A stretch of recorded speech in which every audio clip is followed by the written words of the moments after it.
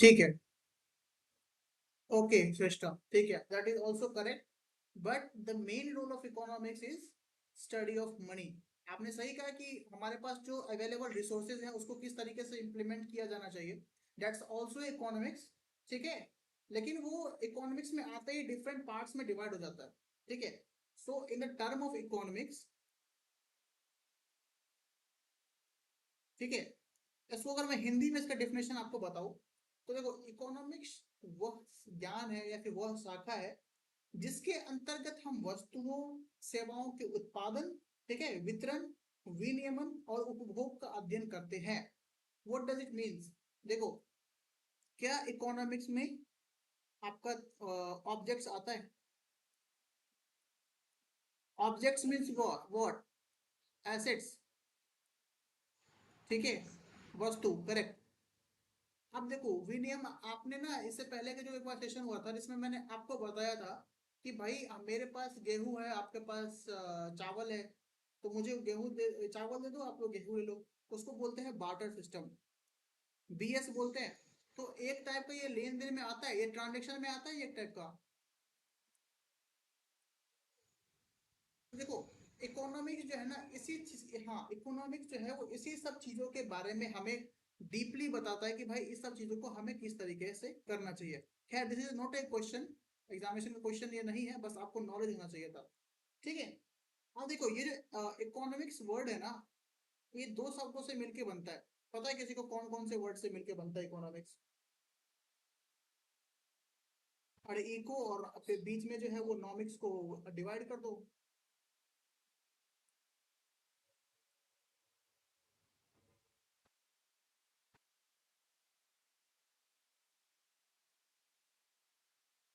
ठीक है, इकोनॉमी।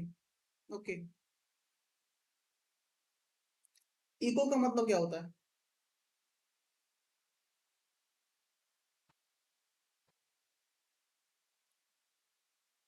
लेकिन यहाँ पे इको का मतलब होगा मनी। और नॉमिक्स जो मैंने यहाँ पे लिखा है ना, इसको हिंदी में बोलेंगे हम शास्त्र। ठीक है। अब देखो, अब शास्त्र किस में आता है? शास्त्र को हम क्या करते हैं? पढ़ाई करते हैं, शास्त्र की स्टडी करते हैं।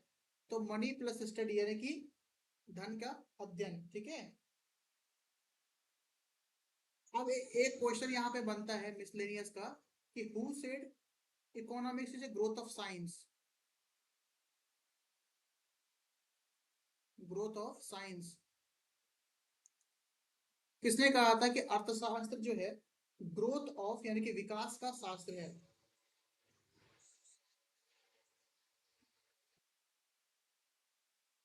नहीं, वो हम आगे पढ़ेंगे ना, मैक्रो माइक्रो इस सब के बारे में पढ़ेंगे ना, इकोनॉमिक्स के बारे में कहा। लेकिन ये जो वर्ड है growth of science, economics is growth of science, ये कहा था आपका सैमुअलसन ने। ठीक है, नाम याद रखिएगा, सैमुअलसन।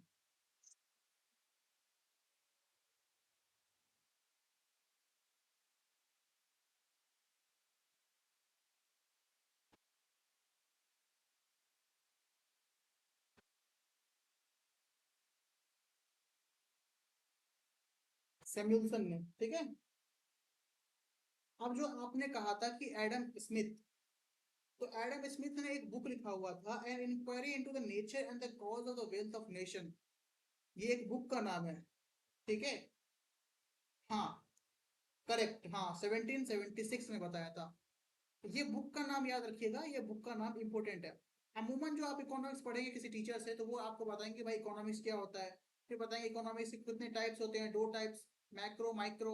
उसके बाद सेक्टर्स कितने होते हैं, प्राइवेट सेक्टर, उसके बाद से आपका टर्चरी, बहुत सारे सेक्टर्स होते हैं, टोटल ऐसे होते हैं 5 सेक्टर। लेकिन हमें पढ़ना होता है सिर्फ 3 सेक्टर, बाकी के जो 2 सेक्टर्स हैं वो इंक्लूडेड होते हैं सर्विस सेक्टर्स में।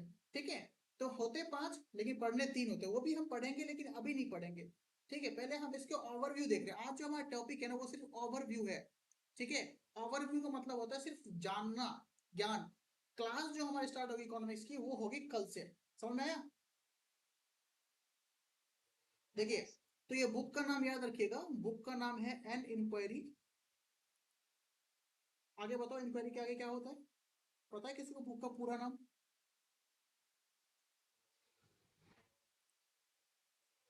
N inquiry into the nature and the causes of the wealth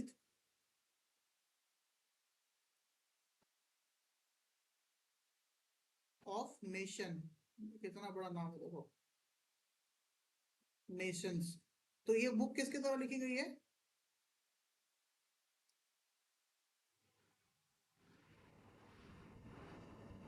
कब लिखा गया था चंदन?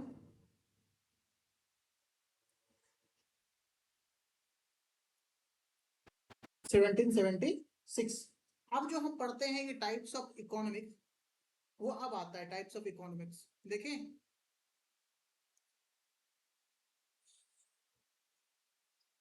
कितने टाइप्स होते हैं भाई?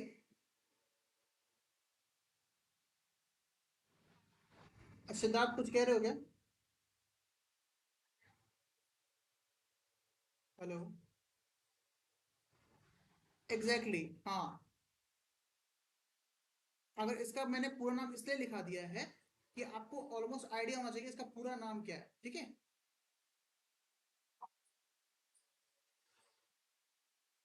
Correct, absolutely correct. कितने टाइप है? दो टाइप है, माइक्रो एंड मैक्रो। डिफरेंस क्या है सर इसके नेम में? सर इसमें आई की जगह पे ए आ जाता है और ए के जगह पे आई आ जाता है, ठीक है? कंफ्यूज मत होइएगा। देखिए, अब होता है माइक्रो, माइक्रो इकोनॉमिक्स। और एक क्या बताया?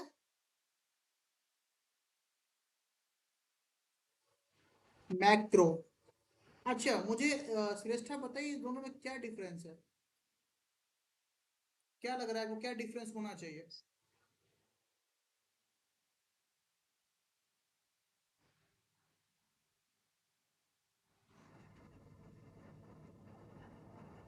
और कोई बताएगा? ठीक है, और कोई बताइए।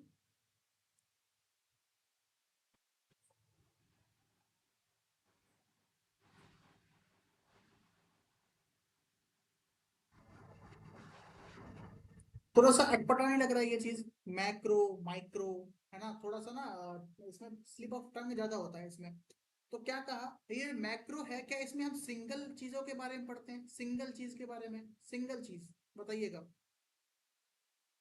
क्या हम इस मैक्रो में सिंगल चीज के बारे में पढ़ते हैं, मतलब किसी एक व्यक्ति के बारे में पढ़ते हैं? अगर मैं बात करूं, यहाँ पर मैं चंदन की बात करता हूं, तो क्या यहाँ पे मैं बोलूंगा कि क्लास के छात्र, स्टूडेंट्स इन द क्लास, ये किस इकोनॉमिक्स में आएगा? माइक्रो में आएगा या मैक्रो में आएगा? बताइए। मैक्रो, माइक्रो या मैक्रो? एम, यस, एम या आई?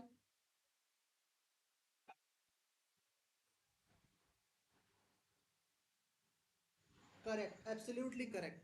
तो हमें ये याद रखना है, ठीक है? मतलब इफ आई से इन वन वर्ड कि हम माइक्रो में किसी सिंगल चीज को देखते हैं, सिंगल चीज को देखते हैं, लेकिन यहां पर मैं होल, ठीक है, कंट्री की बात हो रही है। बता पाया मैं आपको? होल कंट्री की बात हो रही है। सर होल कंट्री में क्या मतलब है आपका?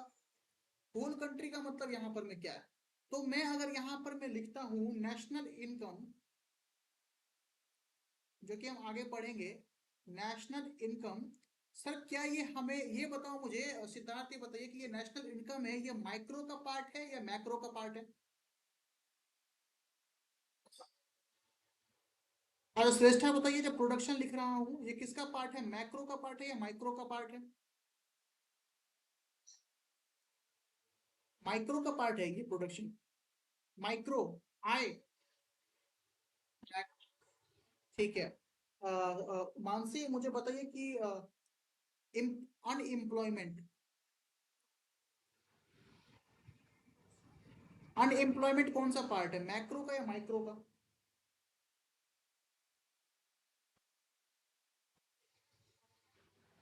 माइक्रो का ये पार्ट है, माइक्रो, मैक्रो या माइक्रो?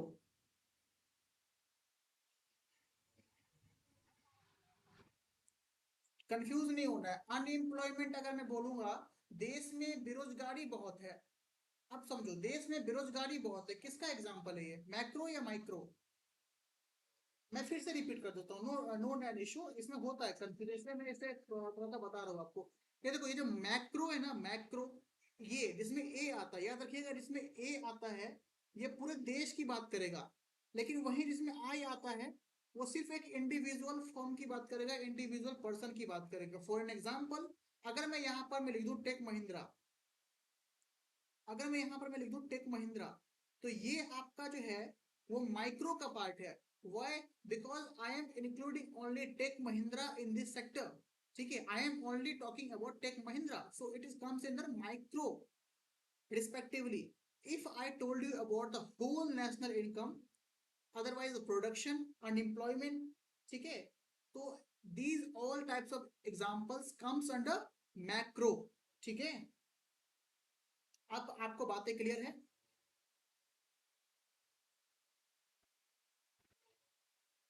अब बताइए, ये हो गया मैक्रो और माइक्रो, इतना ही आपको जानना है मैक्रो और माइक्रो में। ठीक है, मैक्रो और माइक्रो। अब मुझे ये बताओ कि इंडिया में इकोनॉमिक्स के जनक किसे कहा जाता है? बताइएगा, किसे कहा जाता है?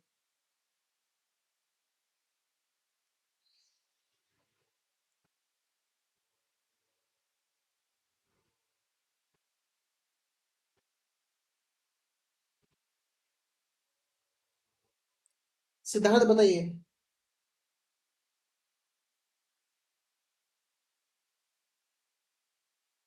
चंदन बताओ।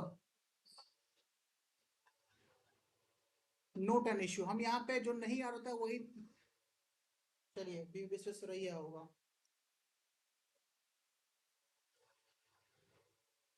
ठीक है, चंदन बताओ क्या होगा, फटाफट बताओ चंदन क्या होगा।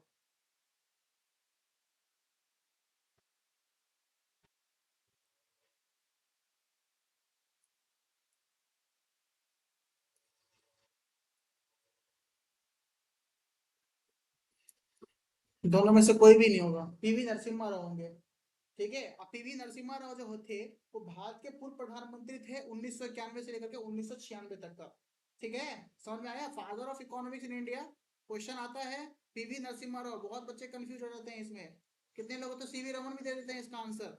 हाँ, मजाक नहीं कर रहा, कितने लोगों ने सीवी रमन दे रखा है इसका आंसर, ये क्वेश्चन आया था एक बार। तो जो फाउंडर्स होते हैं, जो, क्या कह रहे हो भाई?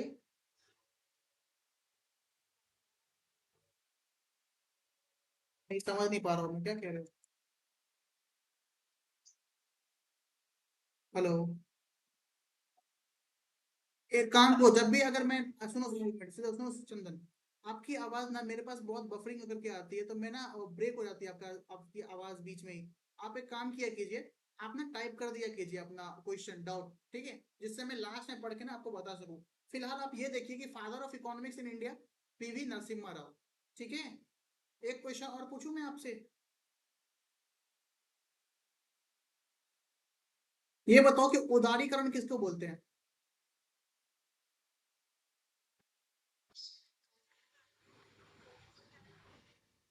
है नेशनल इनकम, नेशनल इनकम होता है उदारीकरण।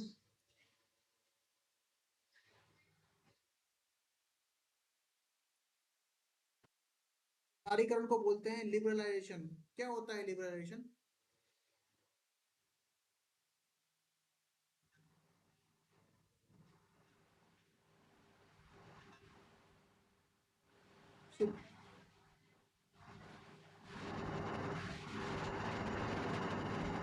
मैं ऑनेस्टली बताऊं, मैं कुछ भी समझ नहीं पाया, एक एक करके बोलो आप लोग।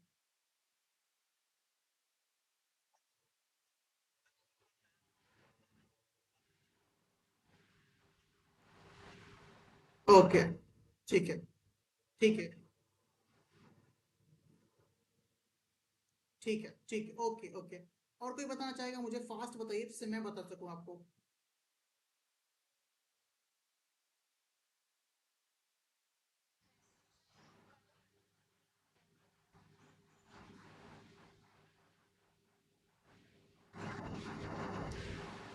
इट मीन्स कि आप कह रहे हो कि जो पब्लिक पब्लिक सेक्टर होता है वो अपने हाथ पीछे कर लेगा। चलिए ठीक है, आप भी बहुत हद तक सही आपने कहा, देखो, उदारीकरण जिसको हम कहते हैं लिबरलाइजेशन, उसका मतलब होता है कि किसी देश या अर्थव्यवस्था में सरकारी नियंत्रण, पब्लिक फर्म्स होते हैं, सरकारी नियंत्रण और प्रतिक्रियाओं को कम करना, ठीक है, ताकि व्यक्ति और वाणिज्यिक संस्थाओं को ज्यादा आर्थिक स्वतंत्रता मिले। समझ में आया? आपने जो कहा आपका बिल्कुल ही करेक्ट था, आपने जो बताया। अब देखो, इसका क्या मतलब है, अगर प्राइवेट सेक्टर है और पब्लिक सेक्टर है, अब बीच में जो है ना प्राइवेट सेक्टर, कोई एक मान लेते हैं एक पार्ले जी का बिस्किट है, प्राइवेट सेक्टर की कंपनी है वो एक, ठीक है, 10 रुपए उसका भाव रखती है अकॉर्डिंग टू द मार्केट, और वहीं पे पब्लिक सेक्टर आ जाएगा बीच में, वो अपना बीच में जो है मनमानी शुरू कर देगा, नहीं नहीं 10 रुपए तो बहुत ज्यादा आपने रख दिया, इसको 7 रुपए कीजिए, ठीक है। तो ये जो है ना, ये होता है ऑब्स्टेकल डालना, ऑब्स्टेकल डालना बीच में कि भाई नहीं नहीं आप हमारे हिसाब से चलिए, आप ये कीजिए, ये मत कीजिए। तो वो जो काम है, वो काम होती है, वो सबको जो है प्राइवेट सेक्टर को कम, मतलब पब्लिक सेक्टर जो है ना वो सब चीजों को मतलब हटा देते हैं कि भाई हम आपके कामों में हस्तक्षेप, इंटरफेरेंस नहीं करेंगे। समझ में आया? समझ में आया भाई? अब देखिए, ये जो लिबरलाइजेशन है, ये जो वर्ड लिबरलाइजेशन है, ये कब आया? तो पूछिए अगर लिबरलाइजेशन टर्म कब आया, तो इसको याद रखिएगा, ये जो 1991 में जो है आपका आर्थिक सुधार योजना शुरू हुआ था, 1991 में, ठीक है, समझ में आया? आर्थिक सुधार शुरू हुआ था, उसी दौरान जो है उदारीकरण को शुरू किया गया था, जिसे देश में निजी और विदेशी व्यापार के लिए अधिक सुविधाएं पेश की गई, ठीक है। अब इसका मोटो क्या है, लिबरेशन का मोटो क्या है, तो इसका उद्देश्य जो है वो है आर्थिक विकास को तेजी से आगे बढ़ाना और विदेशी निवेश को आकर्षित करना। समझ में आया? मतलब कि फॉरेन इन्वेस्टमेंट को क्या करना, यहाँ पे प्रमोट करना, फॉरेन इन्वेस्टमेंट को कहा कि भाई आप हमारे कंट्री में आकर के इन्वेस्ट कीजिए, ठीक है। हम जो है प्राइवेट सेक्टर्स पे अपना वर्चस्व नहीं रखते हैं, मतलब वर्चस्व बहुत ना के बराबर है। समझ में आया? क्या बातें यहाँ तक क्लियर है आप सभी को? तो अगर कह दिया जाए कि फादर ऑफ लिबरेशन कौन है, who is the father of liberation in India, नाम याद रखिएगा, मनमोहन सिंह।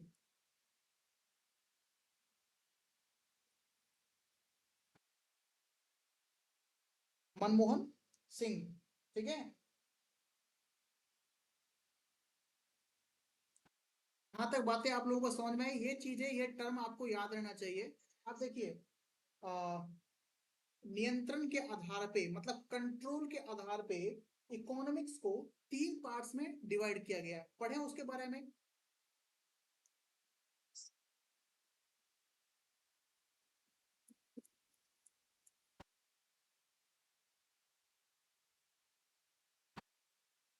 हिंदी वाले लिखेगा, नियंत्रण के आधार पे अर्थशास्त्र को 3 भागों में विभाजित किया गया है, ठीक है। According to control, economics has been divided into 3 parts. Number 1, number 1 पे कौन आता है, किसी को पता है? अरे हम सेक्टर्स की बात नहीं कर रहे हैं सिस्टर, हम बात कर रहे हैं कंट्रोल के आधार पे कितनी टाइप्स के इकोनॉमिक होते हैं, वो तो सेक्टर्स हो गए। कैपिटलिस्ट इकोनॉमी,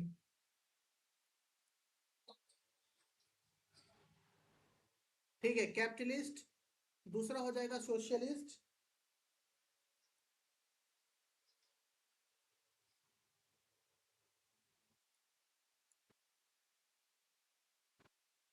तीसरा होता है mixed economy.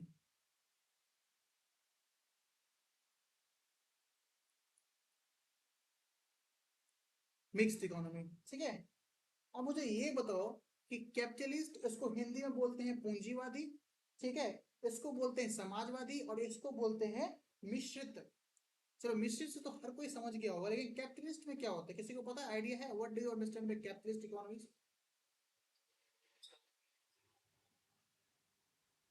It means, if I tell you in one word, कि मार्केट में जो रोल होता है वो प्राइवेट फर्म का ज्यादा होता है in comparison to public sectors, correct?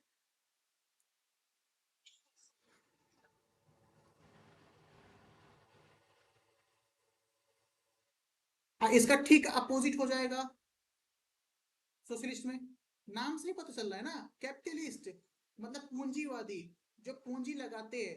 Socialist Samajwadi, मतलब समाजवादी, मतलब क्या, समाज का कल्याण करने, यानी कि पब्लिक सेक्टर। तो पब्लिक सेक्टर का इसमें ज्यादा रोल होगा। अब एक क्वेश्चन मैं पूछूंगा किसी से, तो ठीक है, तो दूसरा इंसान नहीं बोलेगा उस बीच में, ठीक है। सेक्टर्स और फॉर्म में कंफ्यूज मत हो जाना, दोनों एक ही बात होता है। मिक्स्ड, यहाँ पर में क्या होता है, public and private both are equal, मतलब इस दोनों को जो है सेम मतलब रोल में रहते हैं ये दो। अच्छा ठीक है, मुझे श्रेष्ठा बताइए आप कि इंडिया कौन सी इकोनॉमी है, इंडिया में कौन सी इकोनॉमी यूज होती है? Mix economy. सिद्धार्थ बताइए। श्रेष्ठा ने गलत बताया है। ठीक है, मानसी बताओ। और कोई बताना चाहेगा, कोई ऐसा महानुभाव, चंदन हो गया, पंकज हो गया, और कोई बताओ। और कोई इंसान, और कोई बता पाएंगे?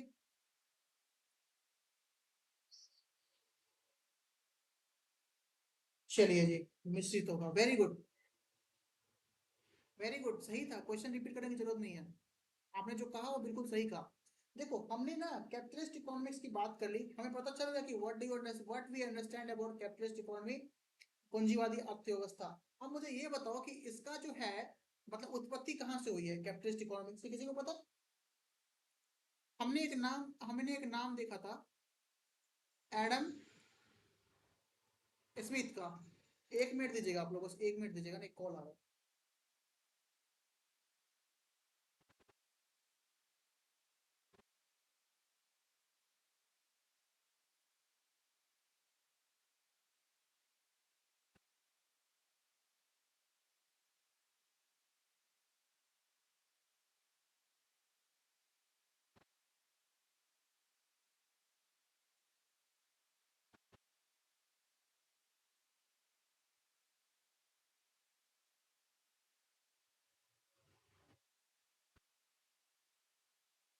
मेरा भाई, मैं भी कुछ बोल ही नहीं रहा हूँ यार, एक मिनट रुकूंगा आप लोग।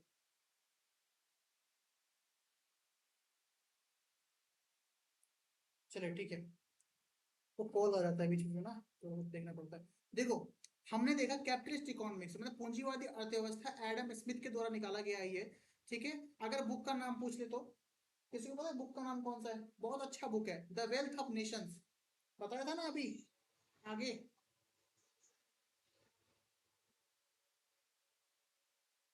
अभी सिद्धार्थ ने बोला था ना कि सर इसको द वेल्थ ऑफ नेशंस भी कहते हैं। तो the wealth of Nations book से ये कैपिटलिस्ट इकोनॉमिक्स का टर्म लिया गया है 1776 में, हमने देख लिया। समझ में आया? चलिए, अब ये जो है मिक्स्ड इकोनॉमिक्स, ये कहाँ से लिया गया, ये किसने बताया भाई, किसने बताया?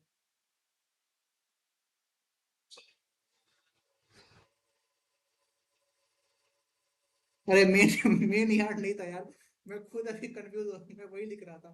मेनार्ड है ये, मेनार्ड। हाँ, लिखते हैं वो मेन यार्ड लिखते हैं, लेकिन इसको ना प्रोनाउंस होता है जॉन मेनार्ड किन्स के नाम से, ठीक है। ठीक है, करेक्ट है। देखो यही होता है, सुन के ना अगर कोई इंसान सुन लेता है ना, उसका दिमाग हट के वही लिखने लगता है, जॉन मेनार्ड किन्स।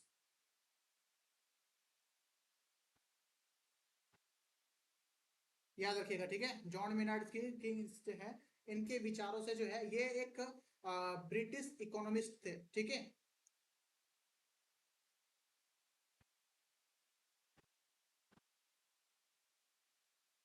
ठीक है, ब्रिटिश इकोनॉमिस्ट थे। यहां तक बातें आप लोगों को समझ में आ गई? अगर मैं यहाँ पे आपसे एक क्वेश्चन पूछ लूं इकोनॉमिक्स का, क्वेश्चन पूछ लूं एग्जामिनेशन पॉइंट ऑफ व्यू से, तो क्या मुझे आप लोग बता पाइएगा? ट्राई कीजिएगा आप लोग बताने का। ठीक है, ट्राई कीजिएगा, जो जो ट्राई करेंगे उनसे ही पूछूंगा। मानसी ट्राई कीजिएगा आप। मुझे बताओ कि टॉप 5 इकोनॉमिस्ट कौन से थे, मतलब इकोनॉमिस्ट कंट्रीज कौन से हैं? नंबर 1 यूएसए, नंबर 2, श्रेष्ठ बताइए नंबर 2। नहीं नहीं, वो नहीं है, इसमें वो नहीं आएगा। यूएस देखो इसको ना, सुनो सुनो, एक मिनट सुनिए आप लोग। हाँ करेक्ट, चाइना होगा। एक मिनट मेरी बात सुनिएगा, अरे थाम्बा थाम्बा, सुनो। देखो ये ना आपको ना वे में याद करना पड़ेगा, ऑर्डर में याद करना पड़ेगा, क्योंकि कभी कभार क्वेश्चन आपको ना उल्टा पुल्टा दे करके दे देगा और बोलेगा कि भाई इसको सही क्रम में लगाओ। तो नंबर वन पे आता है यूएसए, नंबर टू पे आता है चाइना, और नंबर थ्री पे आता है आपका जापान, नंबर फोर पे आता है आपका जर्मनी, और नंबर फाइव पे कौन? नंबर फाइव पे कौन? अरे भाई साहब, इंडिया का नाम लेने में इतना शर्म आ रहा है आप लोगों को यार, सोच रहे हो कि भाई इंडिया आएगा कि नहीं आएगा? पाकिस्तान थोड़ी है भाई, इंडिया है। अब आता है open economics, open market economics. क्या होता है open market economics? What do you all understand by open market economics? फटाफट, टाइम नहीं है अपने पास, सब फटाफट।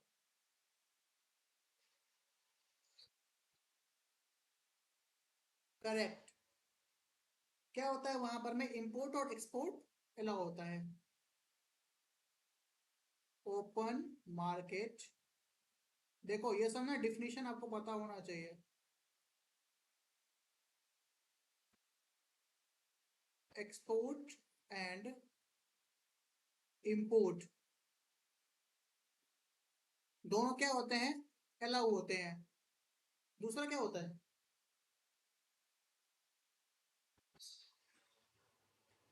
इंडिया क्लोज्ड इकोनॉमी है ना, India is a closed economy.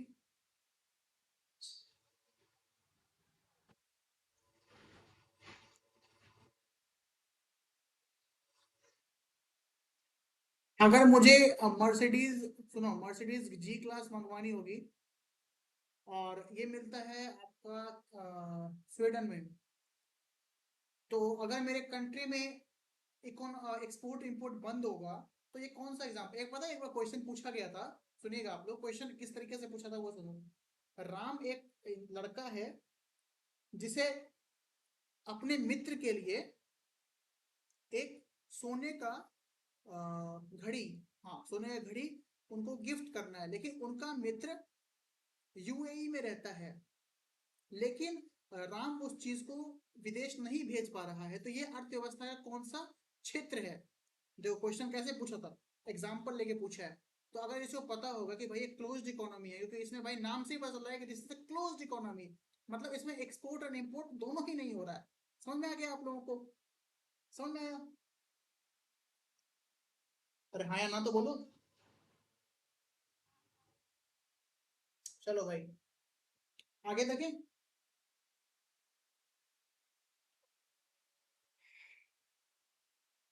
कोई भी देश गरीब कैसे होता है? क्वेश्चन है मेरा, कोई भी देश कैसे गरीब होता है? कैसे पता चलता है कि वो देश गरीब है?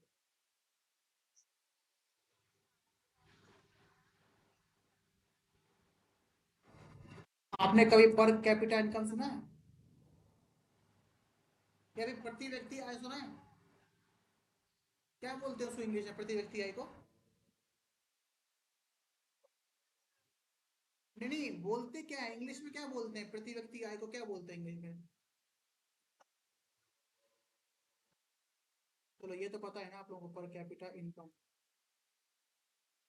चलो भाई, ये जो पर कैपिटा इनकम है, ये क्या कोई कंट्री अपने लिए फिक्स करती है? नहीं नहीं नहीं नहीं भाई, हम तो आपकी नहीं सुनेंगे। हमारे कंट्री का पर कैपिटा इनकम जो है वो यूएस डॉलर 1085 है। हम तो भाई गरीब नहीं है, हम तो बहुत अमीर देश है। नहीं, इसकी जो सूची जारी करता है, वो उसका नाम याद रखिएगा, उसका नाम है वर्ल्ड बैंक। समझ में आया? बैंकों का बैंक, जैसे भारत में बैंकों का बैंक है आरबीआई, उसी तरीके से वर्ल्ड बैंक है। वर्ल्ड बैंक, देखो लास्ट जो है ना 1 जुलाई 2022 का रिपोर्ट बताता हूँ, 1 जुलाई 2022। आप बोलोगे सर आप तो 2 साल 3 साल पुराना बता रहे हो, क्यों? भाई इकोनॉमिक्स में चीज ही ऐसी होती है, ये हर बार जारी नहीं किया जाता है। मेरे हिसाब से, मैं श्योर नहीं हूँ, लेकिन ये भी 5 साल पे जारी किया जाता है। ठीक है, जैसे कि हमने लास्ट जो पढ़ रहे थे, हम जनगणना के बारे में पढ़ रहे थे, इंडेक्स रिपोर्ट्स के बारे में पढ़ते हैं।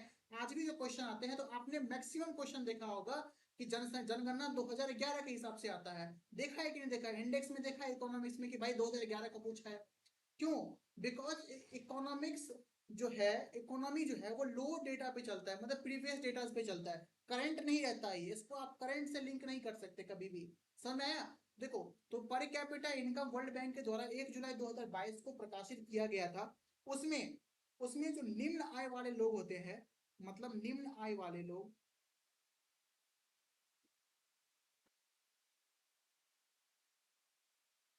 लो इनकम वाले होते हैं, उनको ना डिनोट किया गया था। प्रति व्यक्ति आय की बात कर रहा हूँ, कंट्री की आय में डिनोट करना है ना, US डॉलर 1085 या इससे भी कम।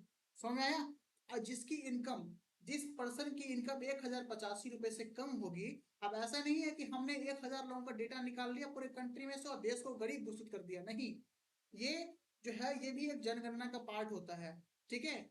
तो वो जो है आपको जनगणना जब होती है तभी पता चल पाता है। तो ये प्रति व्यक्ति आई है, यहाँ पे जो मैं लिखा हुआ है US $1085, तो ये अमेरिकन डॉलर्स में है। और यहाँ पे जो लिखा हुआ है वो है प्रति व्यक्ति सकल राष्ट्रीय आय, ठीक है। जब आप नेशनल इनकम पढ़ेंगे तो इसमें जो है ना बहुत सारी चीजें अलग हो जाती है। नेशनल इनकम जो है ना किसी भी कंट्री का आय नहीं बताती है, याद रखिएगा। नाम है नेशनल इनकम लेकिन आय नहीं बताएगी। क्योंकि मुझे एक बात बताइए, क्या रिलायंस इंडियन कंपनी है? क्या? अरे यार इसमें भी कंफ्यूज है भाई, मुकेश अंबानी कंपनी में कंफ्यूजन है। टाटा इंडियन कंपनी है? और यहीं पे मैं नाम रख दूं सोनी का। Soni is a Indian company, yes और नो, फटाफट। क्या एप्पल इंडियन कंपनी है? तो अगर ये नेशनल इनकम देखो, अब मैं इसको जोड़ता हूँ, इसका इसका जीडीपी में 10% का हिस्सा है, इसका जीडीपी में 10% का, इसका 5% का, तो टोटल कितना हो गया? 25% का। तो क्या ये 25% नेशनल इनकम में काउंट होगा? आंसर दिस नो, नहीं होगा। बिकॉज सोनी अपने कंट्री के लिए अर्न कर रही है, आपके कंट्री के लिए अर्न नहीं कर रही है। तो ये सोनी जो है ये 5% नहीं काउंट होगा। So our national income is NI is 20% only. समझ में आया? तो ये जो यूएस करेंसी की बात कर रहा हूं यहां पर मैं, ये जो है आपका प्रति व्यक्ति सकल राष्ट्रीय आय को निकालने के बाद मेजर किया जाता है। समझ में आया? ये देखिए, अब आता है यहां पर में लोअर मिडिल इनकम, उसको हिंदी में कहेंगे निम्न मध्य आय वाले लोग या फिर कंट्री। इसकी कितनी अर्निंग होनी चाहिए? US$1086 से लेकर के 4255, ठीक है। तीसरा देखते हैं, ये आता है आपका उच्च मध्यम वाले कंट्रीज, हाई मिडिल इनकम, आगे कंट्रीज लगा लीजिएगा आप लोग, ठीक है। इसकी क्या होनी चाहिए? US$1256 से लेकर के 13,205। इसके बाद आप लोगों के लिए एक बहुत अच्छा क्वेश्चन है, याद रखिएगा। चौथा नंबर पे आता है हाई इनकम। आप देखो, ये लास्ट है 13,205, तो यहाँ पे नॉर्मल सी बात है, यहाँ पर में होगा 13,206। तो इससे ज्यादा या इसके आसपास या फिर इसके पास जो कंट्रीज का प्रति व्यक्ति इनकम होगा, पर कैपिटा इनकम होगा, वो कंट्री हाई इनकम कंट्रीज में डिनोट की जाएगी। बातें यहां तक क्लियर है? अब देखिए यहां पर में क्वेश्चन आता है कि भाई इंडिया इसमें से कौन सा पार्ट है? किसी को पता है कि इंडिया इसमें से कौन सा पार्ट है?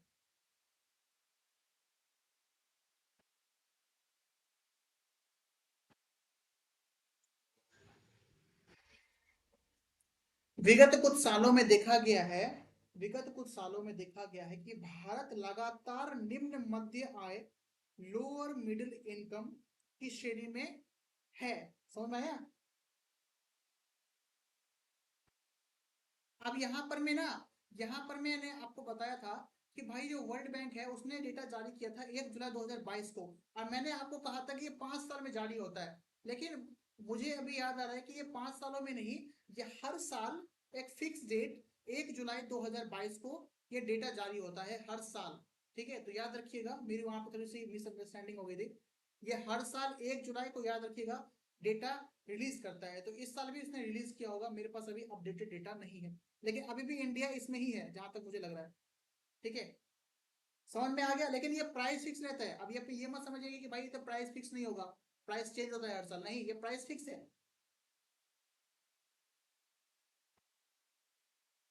अच्छा मुझे एक क्वेश्चन बताओ। अरे आवाज आ रही है आप लोगों को? मुझे ये बताओ कि वर्तमान में विश्व बैंक के 14वें अध्यक्ष कौन है? Who is the 14 chairperson in world bank? कौन है?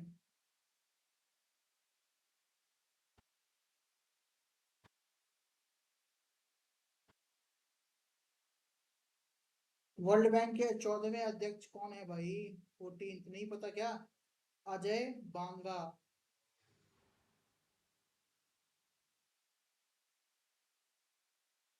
ये ए है, ठीक है, अजय बांगा। ठीक है, क्या बातें आप लोगों को यहाँ पे तक समझ में आई? ठीक है, समझ में अगर आ गई आप लोगों को बातें, तो ये हमारा कुछ ओवरव्यू था इकोनॉमिक्स का।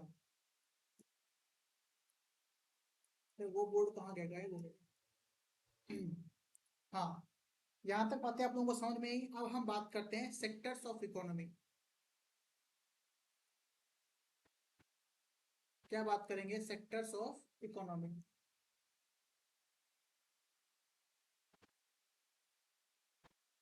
कितने सेक्टर्स होते हैं भाई?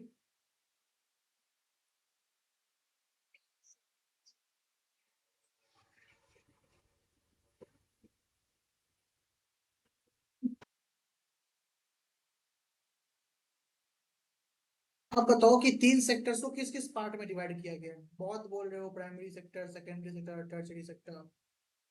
अब मुझे बताओ कि ये इनको कितने पार्ट्स में कैटेगराइज किया गया है? अब वो कोई नहीं बता पाएगा। लिखिएगा। On the basis of economic activity.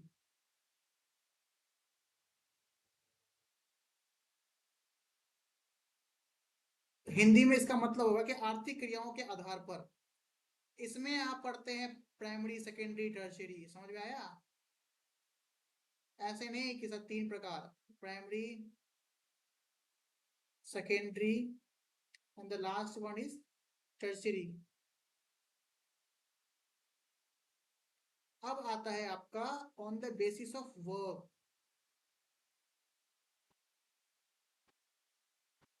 On the basis of work मतलब कार्य के आधार पर। कार्य के आधार पर कितने हैं भाई? अभी बहुत बोल रहे थे, बोलो बोलो। कौन कौन से? कौन? ठीक है, ऑनरशिप के आधार पे।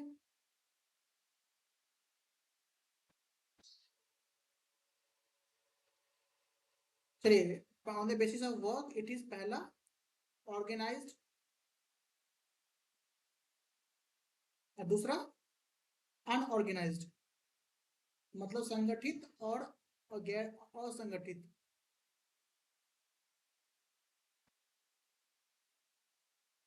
ठीक है, कौन कौन सा होगा इसमें? Public sector. दूसरा कौन सा सेक्टर होगा बताइए?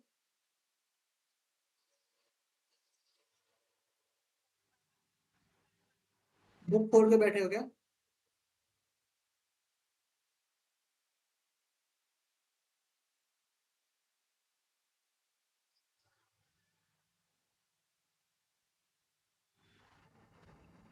कंफ्यूजन तो मैं भी दूर कर दूंगा। पब्लिक सेक्टर को पता है आपको कि सार्वजनिक क्षेत्र कहा जाता है। प्राइवेट सेक्टर निजी क्षेत्र, ज्वाइंट सेक्टर संयुक्त क्षेत्र, और कोऑपरेटिव कहा जाता है सहकारी क्षेत्र। ये कुछ जो है इकोनॉमिक्स के सेक्टर्स होते हैं। इसको तीन पार्ट्स में डिवाइड किया गया है। On the basis of economics it is primary, secondary and tertiary. ठीक है, on the basis of work it is organise unorganise, on the basis of ownership, स्वामित्व के आधार पे। ठीक है, स्वामित्व मतलब क्या होता है? ऑनर। ऑनर का मतलब क्या? मालिक। समझ आया? समझ में आया आप लोगों को? अब क्या, अब मुझे एक बात बताओ, क्या मुझे ये तीन सेक्टर्स के बारे में आपको पढ़ाना पड़ेगा या फिर आपको पता है? सुन लीजिएगा आप लोग, ठीक है ना, माइक बंद कीजिएगा और सुनिएगा आप लोग, थोड़ा सा 5 मिनट सुनिएगा। Primary sector, secondary sector, tertiary sector, तीनों के बारे में क्विक रिवीजन कर देता हूँ। प्राइमरी सेक्टर हमेशा डील करता है किससे? नेचुरल चीजों से। मतलब हमारे पास खेत है, खेत में हमने आलू उगाए, ठीक है, आलू उपजाए, तो ये हो गया प्राइमरी सेक्टर। हम खेती कर रहे हैं, प्राइमरी सेक्टर। हम यहाँ पे मछली पालन कर रहे हैं, प्राइमरी सेक्टर। हम जो है वो मतलब गाय को पाल रहे हैं, उससे हमें दूध मिल रहा है, प्राइमरी सेक्टर। जितने भी कार्य या फिर प्राथमिक क्षेत्र में प्राकृतिक संसाधनों का उपयोग करके किसी वस्तु का उत्पादन करते हैं, that is called primary sector. ठीक है, उम्मीद है आपको ये बातें समझ में आ गई होंगी। अब मैंने क्या कहा आपको कि हमने, मेरे पास खेत है, खेत में उगाए आलू, आलू को डाल दिया, आलू को बेच दिया फैक्ट्री में, फैक्ट्री में बना chips, that is called secondary sector. विनिर्माण, सेकेंडरी सेक्टर। चिप्स का उत्पादन, सेकेंडरी सेक्टर। दूध से अमूल दूध बन गया, सेकेंडरी सेक्टर। ठीक है, उसके बाद से दूध से जो हो गया, बन गया पनीर, सेकेंडरी सेक्टर। दूध से बन गया खीर, खीर, सेकेंडरी सेक्टर। विनिर्माण मतलब प्राइमरी सेक्टर की हेल्प से सेकेंडरी सेक्टर में improvement, that is called secondary sector. ठीक है, जैसे चीनी, कपड़ा, इस्पात, लोहा, ये सब कुछ जो है सेकेंडरी सेक्टर का एग्जाम्पल है। ठीक है, लास्ट आता है tertiary sector, this is called सेवा क्षेत्र। यहां पर मैं लिख दूं विनिर्माण,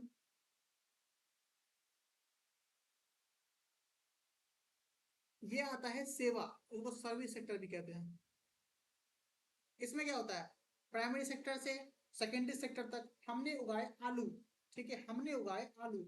आलू को कैसे लेके, कंधे पे लेके जाएंगे क्या 50 किलोमीटर? नहीं, हम साधन लेंगे गाड़ी का, हम साधन लेंगे ट्रांसपोर्ट का। एग्जाम्पल कि हमने एक ट्रक ऑर्डर बुक किया हुआ है कि जो हमारे खेत से 100 किलो आलू जो है वो एक XYZ कंपनी को देगा।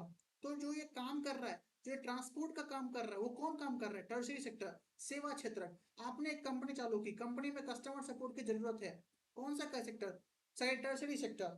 ठीक है, ATM, booth, call centre, software companies, this all are tertiary sectors. समझ में आ गया आपको टर्शियरी सेक्टर्स क्या होते हैं? ठीक है, अब आते हैं हमारा दो और क्षेत्र के, माफी चाहूंगा, तीन और क्षेत्र के, क्वाटनरी, क्वाइनरी, ठीक है, दो ही है शायद, हाँ 5 बताया था ना, दो ही है। यहाँ पर मैं लिख लो चौथा,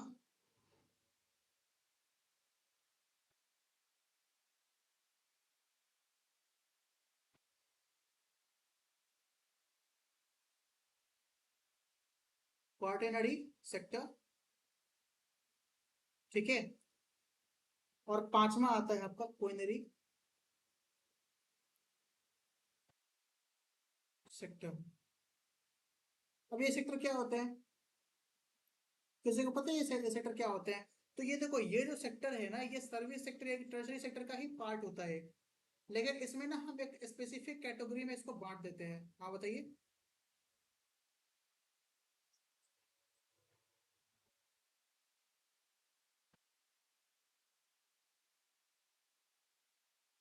मैं टीचर हूँ, मैं कौन से सेक्टर में आता हूँ बताइए?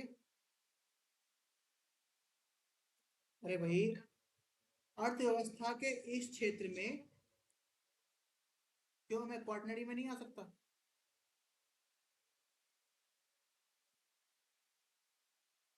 देखिए, इसमें ना कोऑर्डिनरी सेक्टर में जो है ना, ये है आपका सर्विस सेक्टर का ही पार्ट। ठीक है, लेकिन इसको हम अलग अलग में बांट देते हैं। अगर इसमें इसका डिफिनेशन कहूँ कोऑर्डिनरी का, तो होता है कि अर्थव्यवस्था के इस क्षेत्र में हम बौद्धिक गतिविधियों की शामिल किया जाता है।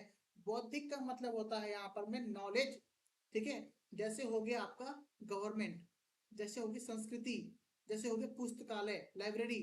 ठीक है, जैसे हो गया ऑर्गेनाइजेशंस, एजुकेशन, ठीक है, research, this all comes under quaternary sector.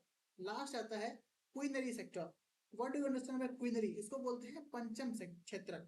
इस, हाँ बोलो।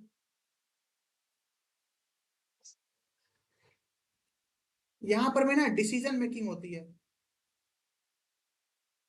डिसीजन मेकिंग होती है, मतलब उच्च स्तरीय निर्णय लेने वाले संस्थानों को इसमें शामिल किया जाता है।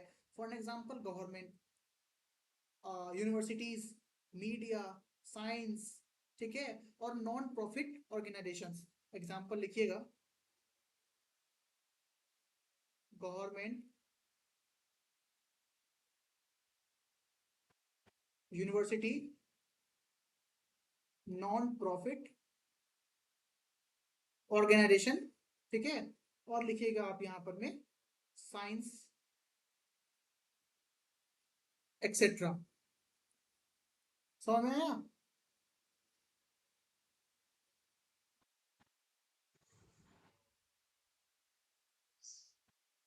चलिए जी, तो ये क्या कह रहे हैं, हाँ इसी पार्ट में आएगा ये। समझ में आ गया आप लोगों को?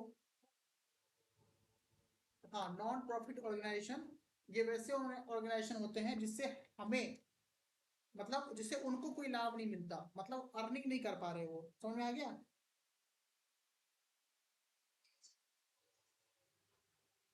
टीचिंग जो है वो दोनों सेक्टर में आता है, क्वार्टनरी में भी और क्वेंजनरी में भी। बहुत सारे लोग बोलते हैं टर्शरी में भी आता है, टर्शरी में भी आता है। सर्विसेज यहाँ पे वो समझ सर्विसेज समझ रहे हैं कि मैं यहाँ पर मैं सर्विसेज आपको दे रहा हूँ। लेकिन अगर हम कह सकते हैं कि सेक्टर में अगर इसको डिवाइड करेंगे तो वो दोनों सेक्टर में आता है। जो मैंने यहाँ पे आपको बताया ना, ये जो दो सेक्टर्स है 4 और 5, ये जो दो सेक्टर्स है, क्या ये अलग सेक्टर्स है? नहीं, ये इसके ही पार्ट है, ये 3 नंबर का ही पार्ट है। समझ में आया? तो सर्विसेज ही है ये एक तरह से। लेकिन सर्विसेज के अंदर कौन सा सेक्टर आता है भाई? तो ये दोनों सेक्टर में आता है सर, क्वार्टनरी में भी और क्वीनरी में भी। ठीक है? क्या मैं डिसीजन ले रहा हूँ? क्या मैं आपको कह रहा हूँ कि भाई आपके 2 महीने में कोर्स खत्म हो जाएगा, तो मैंने एक डिसीजन लिया है। ठीक है? या फिर मैं बताऊँ क्वार्टनरी में मैं एक शिक्षक को शिक्षा देता हूँ, डिसीजन एजुकेशन देता हूँ, तो एजुकेशन में भी तो आता है क्वार्टनरी में। तो भाई ये दोनों का पार्ट है। ठीक है, समझ में आ गया आप लोगों को? अच्छा मुझे ये बताओ कि United Nations development project UNDP, what do you understand bye UNDP? चलिए इसके बारे में देखते हैं, ये हमारा, हाँ क्या होता है ये?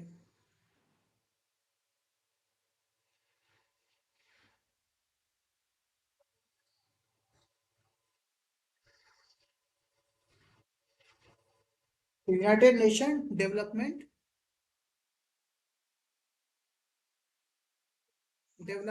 प्रोग्राम,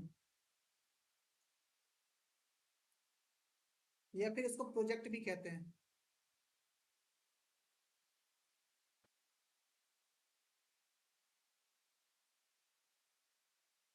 देखो यूएनडीपी जो है ना, यही आपका जारी करता है क्या? H D I. H D I का फुल फॉर्म क्या होता है पता है किसी को? क्या होता है ह्यूमन डेवलपमेंट इंडेक्स?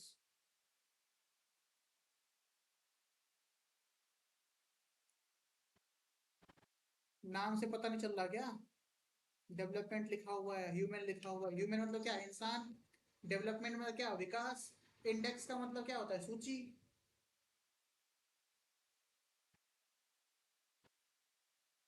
बताओ फटाफट क्या होता है, अभी इतना तो हिंट दे दिया, बताओ भाई।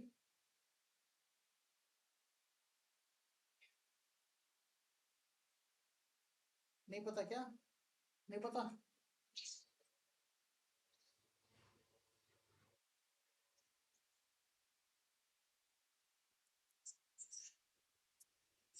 करेक्ट। किसी भी कंट्री का जो है ना, जो है हम डेवलपमेंट को जो मेजर करते हैं वो एच डी आई ही करता है। ठीक है? ये ह्यूमन डेवलपमेंट इंडेक्स अगर आपसे पूछ दे कि भाई किन टाइप्स पे, किन चीजों पर में जो है ये गणना करता है, समझ पाता है कि भाई इस ये कंट्री इतना डेवलप कर चुकी है लास्ट 5 ईयर्स में, लास्ट 10 ईयर्स में, तो पहला होता है आपका, कोई कुछ कह रहा है क्या?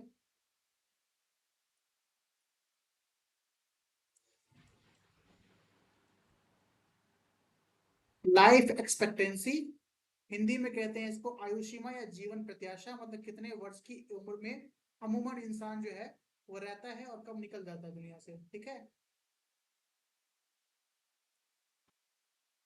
दूसरा होता है एजुकेशन, शिक्षा के आधार पर। और तीसरा होता है आपका पर कैपिटा इनकम।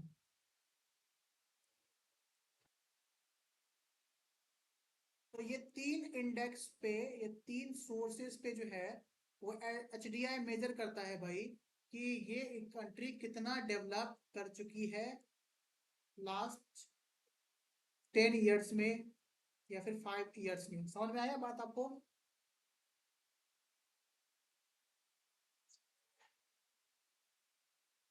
चलिए, ये कुछ इंपॉर्टेंट चीजें थी आपके लिए जो आपको जानना काफी इंपॉर्टेंट था। ठीक है, और कुछ छोटा क्या है इसमें?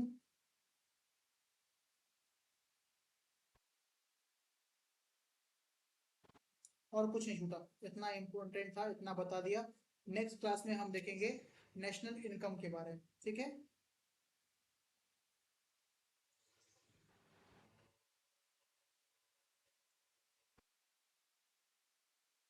चलिए जी। आज करंट अफेयर्स नहीं देखेंगे, आज हम देखेंगे कुछ एमसीक्यूज।